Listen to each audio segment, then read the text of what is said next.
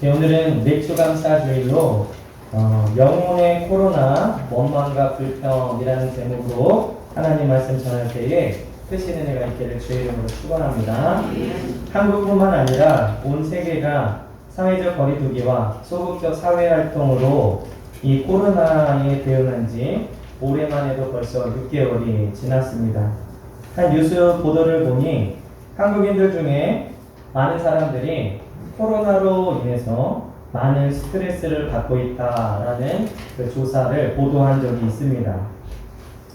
이 정부의 강력한 사회적 거리두기와 방역에도 불구하고 코로나는 아직도 진행 중이며 전문가들은 가을에 다시 대유행이 찾아올 것이다 라고 이렇게 전망을 하고 있죠. 아마도 확실한 치료제와 백신이 나올 때까지는 이런 상황이 계속될 듯 합니다.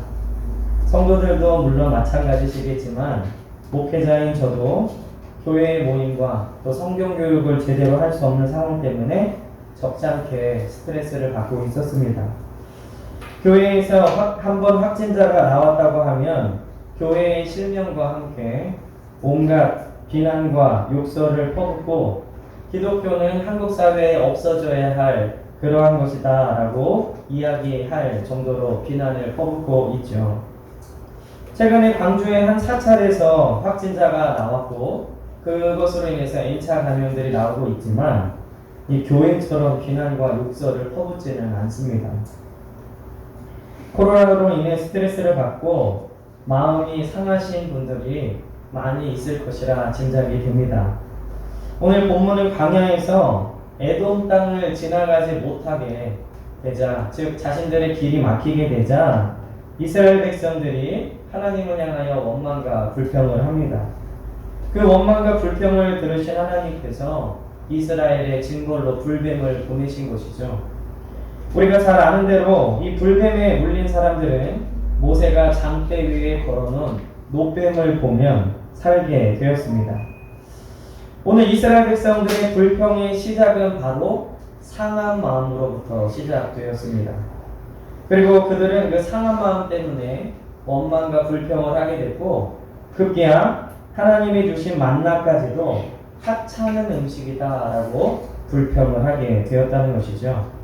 근데 오늘 이 민수기 21장을 보시면서 이 민수기 13장 14장에 보면 이미 12정탐꾼들이 가나안 땅을 정탐하고 와서 10명이 이 부정적인 얘기를 하고 그 얘기를 들은 이스라엘 백성들이 모두가 원망하기 시작합니다. 그 원망을 들으신 하나님께서 20살 이상 되는 사람들은 가나안 땅에 들어가지 못하고 너희가 정탐한 40일 하루를 1년으로 잡아서 40년 동안 광야에서 유리하게 될 것이다. 이런 증거를 받고 난 다음에 또 이 광야에서 했던 불평이라는 점이죠. 오늘 이것을 통해 우리가 알 수 있는 것은요. 사람에게 생긴 나쁜 버릇은 쉽게 고쳐지지 않는다는 겁니다. 그 징벌이 40년을 광야에서 살고 가나안 땅에 못 들어가는 것일지라도 이 불평하는 버릇을 고치지 못했다는 것이죠. 이것이 영적인 경우에는 더 심하다는 것입니다. 지금 코로나로 인해서 마음이 상하고 어려운 분들이 많이 계실 것입니다. 오늘 이 맥주 감사주의를 맞이하여서 상한 마음 그리고 스트레스 이 모든 것들을 이길 수 있는 치료제와 같은 말씀을 듣고 감사를 회복하시고 승리하시는 우리 귀한 베델교회 성도님들 되시길 주의 이름으로 축원합니다. 첫 번째는요, 이 영혼의 코로나 원망과 불평입니다. 우리가 모세오경을 쭉 읽어보면 이 이스라엘은요 출애굽하기 전부터 불평을 했습니다. 그래서 모세로 인해서 노역이 어려워지자 또 불평을 했죠. 그리고 출애굽을 한 후 광야에서 계속 불평을 했습니다. 그리고 모세오경 이후에 가나안 땅에 들어가서도 계속적인 원망과 불평하는 이스라엘의 모습을 볼 수 있습니다. 그도 그럴 것이요. 이 400년이나 이집트에서 노예로 살았으니 그 입에 불평과 원망이 가득했을 것이라는 것을 짐작할 수 있습니다. 제가 어릴 적만 하더라도요. 한국 물건은 안 돼. 한국 사람들은 모래알과 같아서 흩어져. 역사적으로 당파 싸움만 했던 민족이야 라고 하면서 한국은 안 돼 라는 이야기를 굉장히 많은 사람들이 했었습니다. 특별히 뭐 가전제품 같은 거는 한국 거는 안 돼. 금방 망가져. 그리고 축구 같은 경우에는 한국 축구가 그렇지 뭐. 이런 얘기들을 많이 들었습니다. 그러나 이 모든 것들이 일본 식민지의 잔재였다는 것을 어른이 돼서야 알게 됐는데요. 우리는 안 되는 민족이 아니라 우수한 민족이고 나라가 어려울 때마다 국민들이 힘을 뭉쳐서 어려움을 이겨내는 놀라운 민족이라는 것을 이제 세계가 인정하고 있습니다. 특별히 우리 한국 사람들이 우수한 능력을 가지고 있고요. 뭐 K 방역이나 뭐 K-팝 이런 것들을 수출하는 것뿐만 아니라 이 어려움 속에서 우리가 선진국이라고 생각했던 미국이나 유럽이 보여줬던 시민의식보다 우리가 훨씬 더 우수하다는 것을 보게 됐죠. 이 유럽이나 미국은 지금 뭐 이 시위를 하더라도 폭동으로 가는데 우리는 그런 폭력을 하지 않고 우리의 것들을 어필할 수 있는 그러한 우수한 시민의식을 가진 그러한 나라로 성장했다는 것을 세계가 인정하고 있습니다. 고작 36년 지배를 받았어도 이렇게 정신이 황폐해지는데 400년간 노예로 살았으니 그 입에서 어찌 긍정적인 말이 나올 수 있었겠습니까? 우리가 상황적으로 이해는 되지만 이 조상들에게 약속했던 하나님은 400년간 침묵하시는 것 같고 능력을 베푸시지 않는 것 같으니 이 이스라엘이 하나님에 대한 원망과 불평은 시간이 갈수록 커졌습니다. 그리고 능력도 행하지 않으실 뿐더러 원망과 불평을 해도 아무런 징벌이 없었기 때문에 이스라엘은 400년간 그 입에 원망과 불평을 살았을 것이죠. 그러나 하나님의 능력으로 출애굽을 하면서 400년간 쌓였던 원망과 불평의 습관을 버리고 나왔어야 하지만 그들은 그대로 가지고 나왔다는 것입니다. 옛 습관 그대로 홍해를 건너고 광야에서 방황하다가 끝내 약속의 땅에 들어갈 수 없었습니다. 예수님께서요, 사람이 거듭나지 않으면 하나님 나라에 들어갈 수 없다라고 말씀하셨는데 옛 것을 가지고는 약속의 땅에 들어갈 수 없다라는 말씀과 일맥상통한 것입니다. 이스라엘은 애굽에서 가지고 있던 습관을 그대로 가지고 왔기 때문에 가나안 땅에 들어갈 수 없었습니다. 1년의 절반을 정상적으로 생활하지 못하고 앞으로 더 큰 팬데믹이 온다라는 이야기를 들을 때 우리의 마음도 상할 수 있습니다. 백신은 언제 개발될지 모르고 확진자 한 명이 종교시설이든 어떤 시설이든 왔다 가면 모든 사람들이 그 시설에 대해서 혐오와 비난을 쏟아붓는 그러한 분위기에 우리가 살고 있죠. 원망과 불평은 이스라엘을 힘들게 했습니다. 그리스도인인 우리도요, 코로나로 인해서 마음이 상하고 스트레스를 받을 수 있지만 원망과 불평으로 시간을 보내서는 안 될 줄 믿습니다. 그렇다면 이 원망과 불평이 코로나랑 비슷한 점이 무엇이냐? 첫째는 전염성이 매우 강하다는 겁니다. 이번 코로나 바이러스는 굉장히 빠른 전염성이 특징이다라고 전문가들이 공통적으로 말하고 있죠. 한 2월쯤인가 감염 전문 박사분이 하시는 강의를 제가 들은 적이 있는데 이 비말 감염으로 전파되는 코로나 바이러스는 역대급으로 감염이 빠르다 이렇게 얘기하시는 걸 들었습니다. 택배기사가 주로 주는 물건을 받았을 뿐인데 감염이 되거나 차 안에서 잠시 5분 정도 얘기했는데 감염이 됐다라는 보도를 보면 이 바이러스가 얼마나 빠르게 전파되는가를 알 수 있죠. 그리고 너무나 빠른 감염 때문에 사람들이 더 두려워하는 것입니다. 근데 원망과 불평도 마찬가지죠. 원망과 불평의 전파 속도는 코로나보다 훨씬 빠릅니다.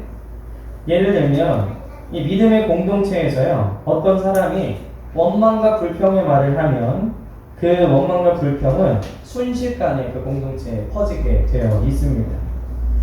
오늘 본문과 같이 상한 마음으로 시작했다가 하나님의 은혜의 상징인 만나까지 하찮은 음식이다라고 불평하게 되죠. 그래서 믿음의 공동체 안에서요, 한 사람이 불평을 하면 이 바이러스가 퍼지는 것처럼 모든 사람들이 하나님의 은혜까지도 불평하게 되는 불평에 빠질 수 있다는 것입니다. 한번 터진 원망과 불평은 하나님의 은혜까지도 하찮은 것, 싫은 것이 되고 만다는 것이죠. 그러므로 이 전염성이 매우 강한 원망과 불평을 자제하시고 감사와 찬양으로 나아가시는 저와 여러분들 되시길 주의 이름으로 축원합니다. 또 원망과 불평이 코로나랑 비슷한 점이 뭐냐면 면역력이 약한 사람들에게 치명적이라는 겁니다. 이 코로나 바이러스가 특히 노인층에 치명률이 높은데요. 그 이유는 면역력 때문이다라고 전문가들이 말하고 있습니다. 그래서 젊은 사람들은 상대적으로 코로나에 대한 반응이 허술한 편이죠. 그래서 이 젊은이들은 자신들의 건강을 믿고 놀러 갈 때 다 놀러 가고 즐길 거 다 즐긴다, 이런 뉴스들을 보게 됩니다. 이 마찬가지로요, 원망과 불평은 믿음이 약한 사람들에게 치명적입니다. 믿음이 약한 사람들이 교회 구성원이 하는 원망과 불평을 들을 때 그 영혼이 주님을 떠날 수도 있습니다. 믿음의 면역력이 강한 사람들은요, 그러한 안 좋은 얘기를 들을 때 걸러내고 스스로 필터링할 수 있는 어떤 믿음의 그 장치가 되어 있는데, 그래서 자신의 믿음을 하나님 앞에 지킬 수 있지만 믿음이 연약한 사람은 교회를 떠나거나 그리스도인들에게 실망을 느끼고 하나님을 멀리하게 될 수도 있습니다. 결국 믿음의 면역력이 약하기 때문에 영적 사망에 이르게 되는 것이죠. 그러므로 우리 사랑하는 베델교회 성도님들은요, 우리가 그 사람의 믿음을 가늠할 수는 없지만 이 교회에 처음 오신 분이나 혹은 자주 넘어지는 사람들 앞에서는 특별히 이 원망과 불평의 이야기는 더욱 삼가해 주시길 주의 이름으로 축원합니다. 또 이 원망과 불평이 코로나와 비슷한 세 번째는 무증상자들이 있다는 겁니다. 이 코로나 바이러스에 감염되고도 증상이 나타나지 않는 사람들을 무증상자라고 얘기를 하는데요. 이들은 증상이 없기 때문에 자신이 감염된지도 모르고 다른 사람들과 접촉하다가 이 자신에게는 피해가 없지만 접촉한 사람들에게는 위험을 빠뜨리게 하는 그러한 것을 이야기합니다. 이 그리스도인 중에서도요, 원망과 불평이 그 입에 가득한데 정작 본인은 원망과 불평인지 모르고 입에 이 불평을 달고 사는 사람들이 있습니다. 예전에 제가 알던 한 권사님은 말만 하면 원망과 불평이었어요. 교회에 대해서, 그리고 성도에 대해서, 심지어 자신의 삶에 대해서도 늘 불평하는 말을 했습니다. 그런데 그 권사님의 삶을 자세히 보니까 삶의 어려움들이 계속해서 찾아오고 힘든 일들이 생기는데 권사님 그 이유를 모르는 거예요. 제가 볼 때는 원망과 불평이 습관화돼서 어떠한 일이든지 불평 먼저 하고 투덜거리는 걸 먼저 했기 때문에 오는 어려움인데, 정작 자신의 증상을 깨닫지 못하고 그렇게 어려움을 당하는 모습을 볼 때 참으로 안타까웠습니다. 본인은 그 증상을 깨닫지 못하지만 본인의 불평으로 인해서 다른 사람들에게 전파되는, 그래서 불평하는 사람들이 늘 그 주변에 있는 안타까운 모습을 보게 된 것이죠. 그러므로 영혼의 코로나인 원망과 불평이 올 때 우리는 우선 성령의 마스크를 써야 될 줄 믿습니다. 지금 여러분들이 마스크를 쓰고 계시죠? 이 방역 지침에 보니까 마스크를 쓰고 손만 잘 닦아도 80% 예방된다, 이런 얘기가 있더라고요. 원망과 불평의 비말이 튀지 않도록 성령의 마스크를 쓰고 나쁜 말들을 입을 막아 버리는 것입니다. 그리고 이 원망과 불평이라는 습관과 거리두기를 하셔야 됩니다. 우리는 공간이 그렇게 넓지 않기 때문에 조금 거리두기가 힘든 상황이지만, 그래도 최대한 방역 수칙을 지키려고 또 주일날 식사 대접하지 않고 뒤에 손 씻는 것과 또 체크하는 그런 것들을 구비해 뒀는데, 어쨌든 이 불평과 원망이라는 습관에 거리를 두셔야 이것에 대해서 안전할 수 있습니다. 그리고 언제든지 비누로 30초 이상 손을 씻어야 되는 것처럼 우리의 영혼을 깨끗게 하시는 예수 그리스도의 보혈로 우리의 원망과 불평을 씻고 그 더러움들을 씻는 회개의 자리로 나가야 될 줄 믿습니다. 아무리 마스크를 쓰고 손을 씻어도 육신의 바이러스는 감염될 수 있지만 성령의 마스크와 예수 그리스도의 십자가의 보혈로 씻는 영혼은 완전하게 용서되고 깨끗하게 될 줄 믿습니다. 우리의 육신이 건강이 중요한 만큼 영혼의 건강도 중요한데요. 여러분들의 삶 속에서 원망과 불평을 제거하시고 영육 혼인을 강건하신 우리 베델교회 성도님들 되시길 주의 이름으로 축원합니다. 두 번째로는 영혼의 백신인 감사입니다. 지난주부터 우리나라도요, 원래 에볼라 치료제였던 렘데시비르라는 약물을 투약하기로 결정을 했죠. 그러나 이 렘데시비르는 완전한 치료제가 아니라요, 이 완치하는 시간을 약 31% 정도 앞당길 수 있다라고 얘기를 합니다.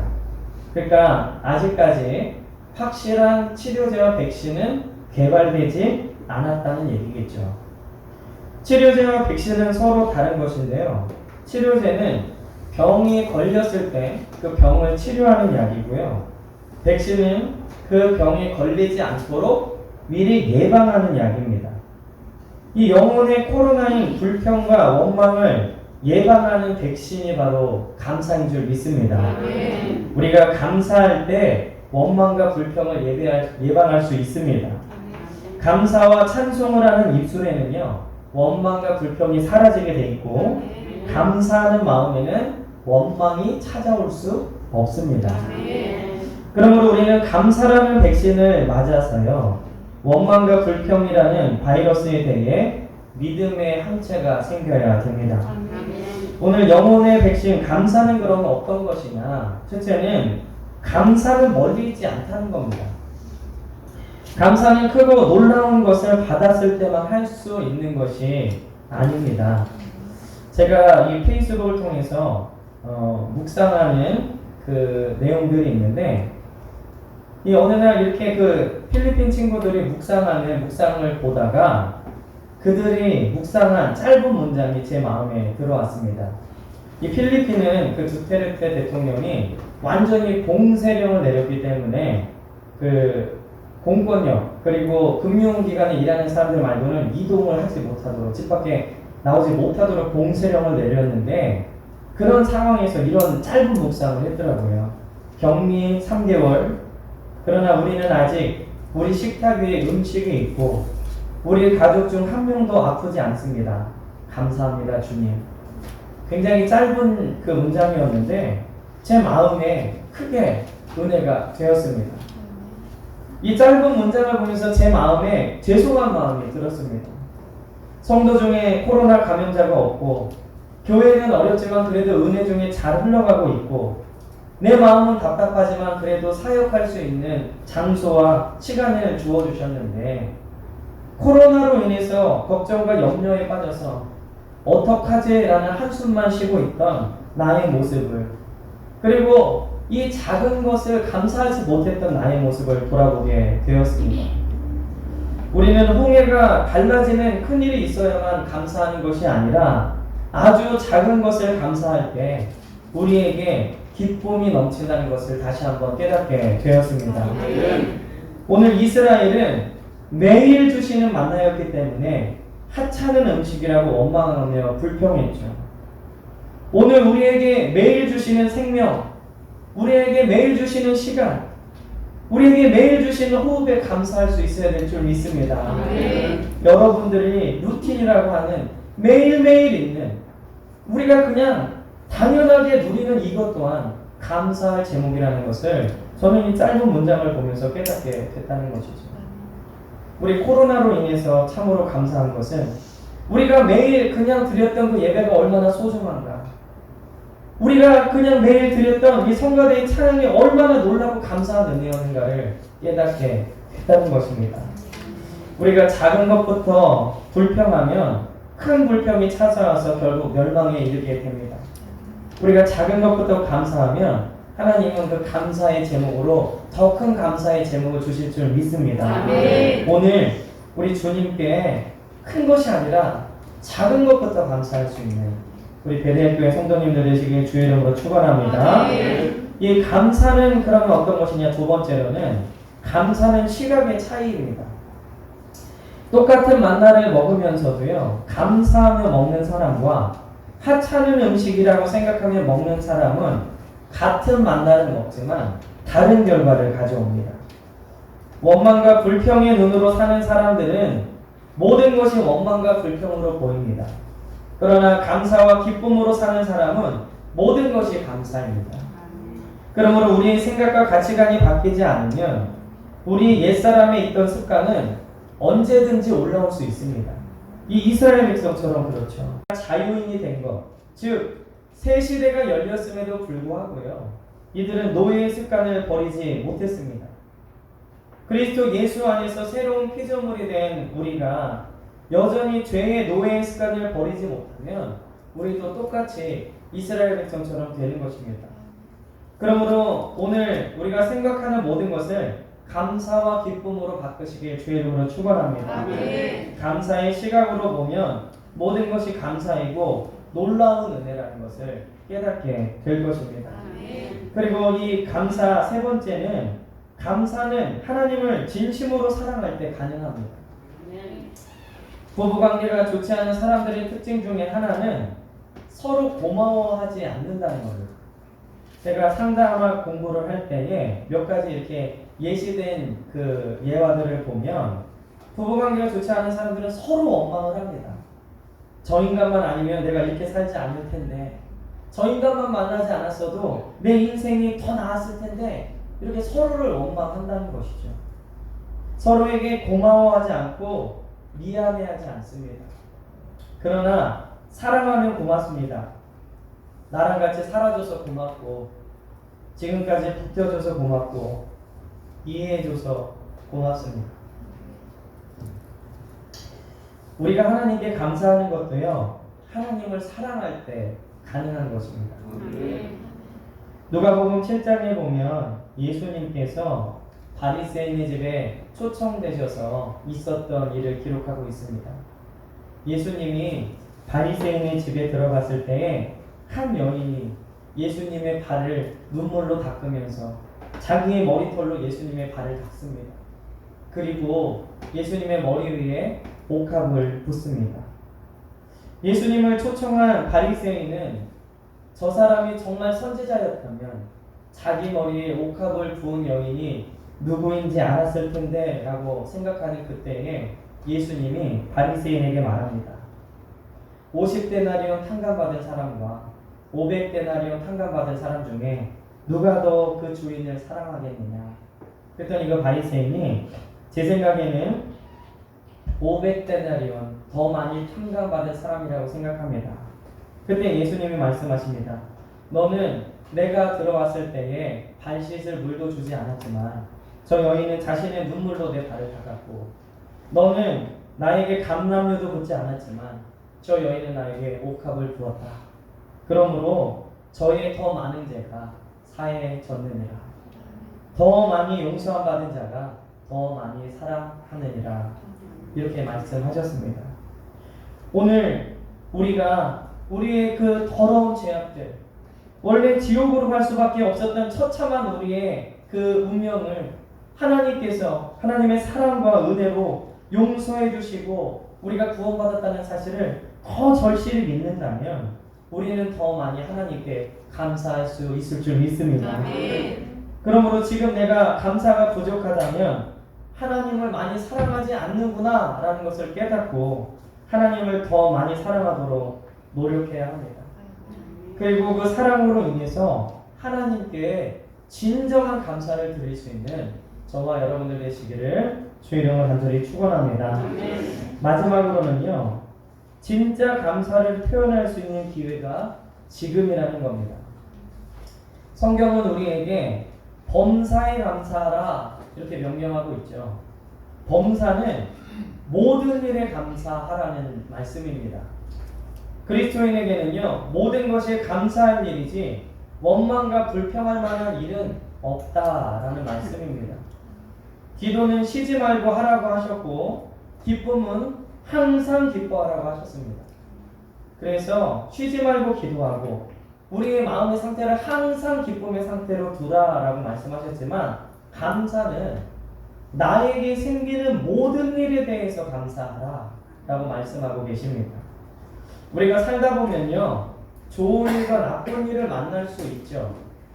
우리가 지금 겪고 있는 상황은 나쁜 일이라고 말할 수 있습니다. 우리가 진짜 감사를 표현할 수 있는 기회는 바로 지금인 줄 믿습니다. 이스라엘 백성들이 광야에서 주신 만나와 메추라기에 대해서 감사했다면 하나님은 더 많은 축복과 더 많은 영광을 받으셨을 것입니다. 광야는 우리를 훈련하는 장소이기도 하지만 진정한 감사를 드릴 수 있는 최적의 장소입니다. 그러나 이스라엘은 광야에서 원망하고 불평했죠. 그리고 하나님이 주신 만나를 싫어했습니다. 어느 민족도 먹어본 적이 없는 하나님이 주신 놀라운 은혜의 만나를 싫어했습니다. 광야에서 원망과 불평을 하는 것은 이방인들이 하는 것이지 그 놀라운 은혜를 받은 하나님의 백성들을 해야 될 일은 아니라는 것이죠. 코로나로 인해서 지금은 누구나 힘듭니다. 자영업자들은 장사가 안 돼서 힘들고요. 학부형들은 아이가 학교를 가지 않아서 내가 공부하는 것과 같아 힘듭니다. 목회자들은 예배 모임을 갖고 교회를 운영하기가 힘들죠. 그래서 모이게 하면 헌금을 위해 돈만 하는 목회자라고 비난하고 모이지 않으면 믿음이 없다고 비난합니다. 또 성도님들은 교회에 모임이 없기 때문에 영혼이 공허해서 힘듭니다. 아빠는 아빠대로, 엄마는 엄마대로, 아이는 아이대로 힘듭니다. 그러나 광야의 특징은 모두가 힘든 것이 광야의 특징입니다. 모세는 편안하고 이스라엘 백성만 이 어려웠던 광야가 아닙니다. 어떤 사람은 힘들고 누구는 기쁨이 넘치는 그런 광야는 없습니다. 지금 모두가 힘든 이때에 하나님께 더 큰 감사를 표현하시는 우리 성도님들 되시길 주의 이름으로 축원합니다. 왜 기독교에 감사의 절기가 2번 있겠습니까? 성탄절, 부활절, 다른 절기들은 한 번밖에 없는데 왜 감사의 절기가 2번 있느냐? 그것은 하나님은 감사를 통해서 영광을 받으시고 감사를 통해 큰 축복을 주시기 때문에 그렇습니다. 감사는 하나님께 영광을 돌릴 수 있는 가장 좋은 방법이고 축복을 받을 수 있는 가장 확실한 열쇠인 줄 믿습니다. 이 마지막으로 이 하박국 선지자가 고백했던 이 말씀을 한번 듣고 같이 한번 묵상했으면 좋겠습니다. 하박국이 이런 얘기를 했습니다. 비록 무화과 나무가 무성하지 못하며 포도나무에 열매가 없으며 감람나무에 소출이 없으며 밭에 먹을 것이 없으며 우리의 양이 없으며 외양간에 소가 없을지라도 나는 여호와로 말미암아 즐거워하며 나의 구원의 하나님으로 말미암아 기뻐하리로다. 오늘 이 하박국 선지자의 위대한 고백을 우리 성도들하고 같이 찬양 한번 했으면 좋겠습니다. 여러분들 다 아시는 찬양인데요. 오늘 이 찬양으로 말씀을 마치고자 합니다. 우리 무화과 나뭇잎이 마르고 여러분들이 지금 정말로 아무것도 없는 상황, 마음이 상할 만한 상황이라도 하박국 선지자처럼 여호와의 구원으로 인하여 기뻐하고 감사할 수 있는 우리 베델교회 성도님들 되시길 주의 이름으로 축원합니다. 같이 한번 찬양하겠습니다.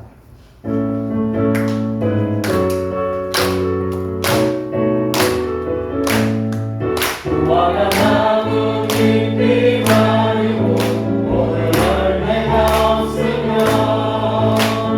감람나무 열매 그치고 똥밭에 식물이 없어도 우리 외양대가 없으며 외양간 송아지 없어도 난 여호와로 즐거워하리 난 여호와로 즐거워하리 난 구원의 하나님을 위해 기뻐하리라. 나뭇잎이 가리고 포도 열매가 없으며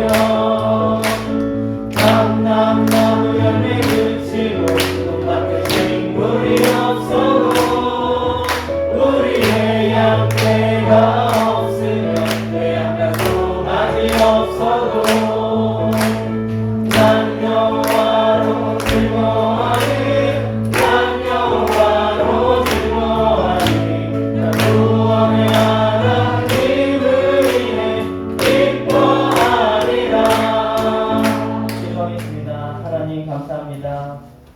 우리가 주로 인하여 기뻐하고 우리의 입술에 늘 감사와 찬양이 넘치는 성도들 되게 하여 주시옵소서.